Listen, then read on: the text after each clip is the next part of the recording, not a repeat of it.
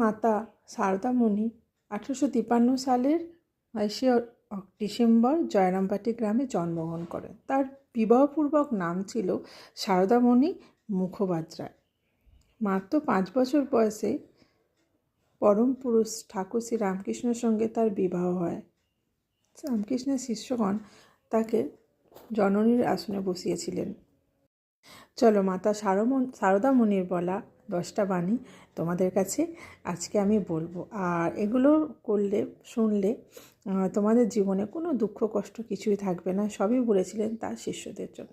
কেউ যদি তোমাকে ভালো না বলে তাতে মন খারাপ করো না, কারণ এক জীবনে সবার সামনে ভালো হওয়া যায় না। 100 জনকে খাওয়াতে হবে না, কিন্তু চোখের সামনে একজন ক্ষুদ্রত্বকে খাইও, ঠিক পূর্ণ হবে। জীবনে কেউ না থাক, তোমার একজন মা আছেন। আমি মা থাকতে ভয় কিসে?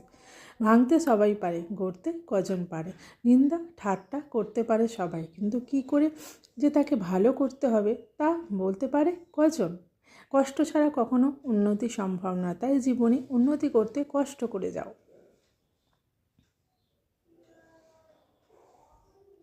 যদি শান্তি চাও, কারো দোষ দেখো না, দোষ দেখবে নিজের।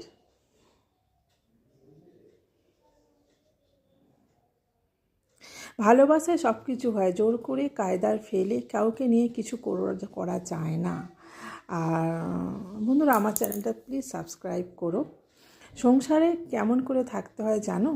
যখন যেমন তখন তেমন, যাকে যেমন তাকে তেমন ভালোবাসতে হয়। সংসারে যেখানে যেমন সেখানে তেমন করতে হয়। যে অল্পতে তুষ্ট থাকে তার কাছে এই পৃথিবীর সব কষ্ট সহজ হয়ে যায়।